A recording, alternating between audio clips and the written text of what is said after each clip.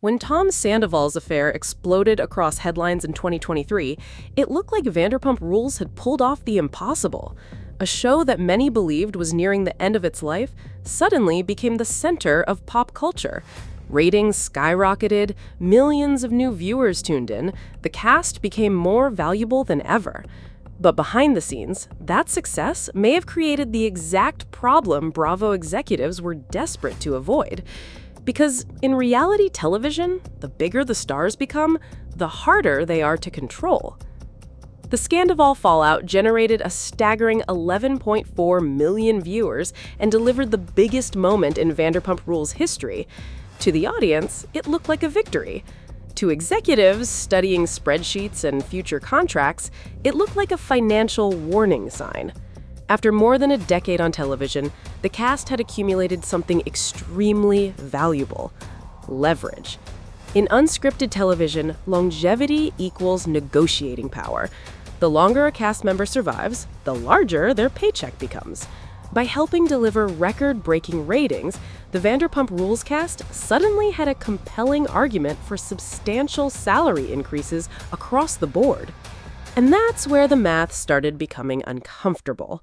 Paying one star more money is manageable. Paying an entire ensemble of long-tenured stars significantly more money at the same time can completely reshape a production budget. As costs rise, profit margins shrink. What was once a successful reality show can quickly become an expensive one. For production companies operating in a television industry facing declining traditional ratings, that scenario creates a serious problem. According to this theory of events, executives realized they needed a long-term solution before the cast's bargaining power became too strong. Enter Alex Baskin. Long considered one of the most influential producers in reality television, Baskin made a major career move in 2023.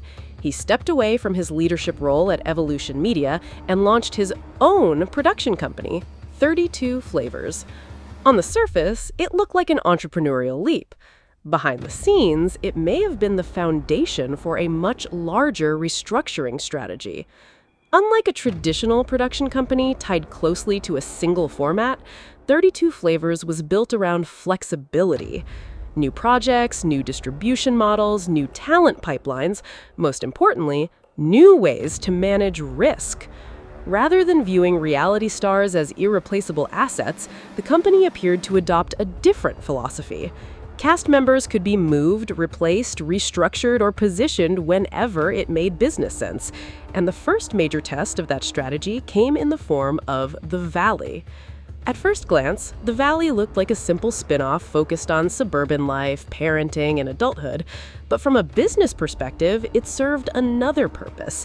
It created a secondary ecosystem. Instead of keeping every expensive personality attached to the flagship series, producers suddenly had another place to deploy veteran talent. High-profile names like Jax Taylor and Brittany Cartwright could continue generating content without remaining a direct expense on Vanderpump Rules. The economics became even more favorable when those veteran personalities were paired with relatively unknown cast members earning significantly lower salaries. This combination allowed producers to maintain recognizable faces while dramatically reducing average talent costs. And once the model proved successful, it became scalable. Additional veterans could be migrated into the ecosystem whenever necessary. Established personalities retained value, the flagship series regained flexibility. Most importantly, the company was no longer dependent on one increasingly expensive cast. Then, season 11 exposed another challenge. As reality stars become more famous, they often become more cautious. Many cast members had developed successful podcasts, businesses, social media platforms, and personal brands. The incentives had changed. Creating explosive television was no longer the only source of income. According to critics, this led to a season where key cast members became increasingly reluctant to engage in the kind of messy conflict that originally built the franchise. From a production standpoint, that creates another problem. If stars become too brand conscious, they stop generating the unpredictability that makes reality television work. The solution was dramatic. For season 12, Bravo effectively rebooted Vanderpump Rules with an entirely new cast. The original group that built the franchise over more than a decade was removed. A new generation of SUR employees took their place. Financially, the benefits were obvious. New cast members sign cheaper contracts, they possess less negotiating power, they have fewer outside revenue streams and fewer opportunities to dictate production terms.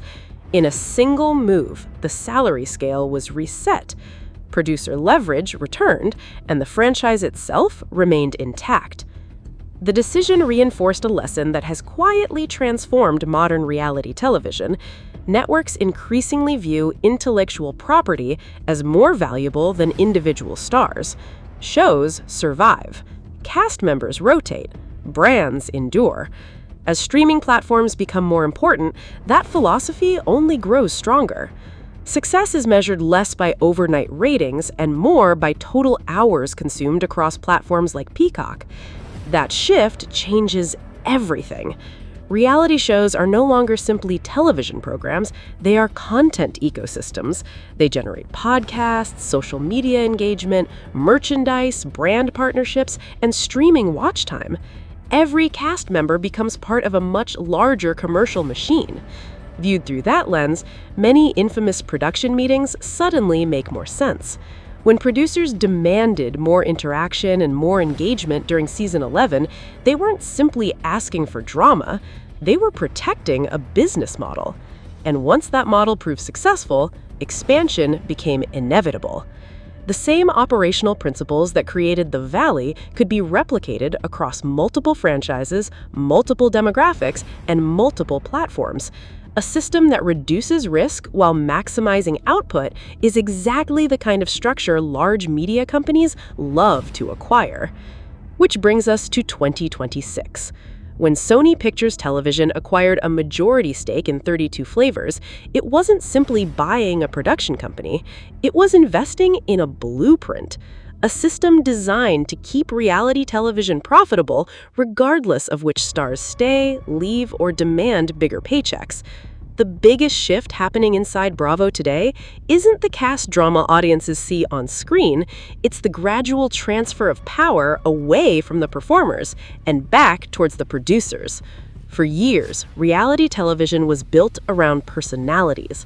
Now, it's increasingly built around systems.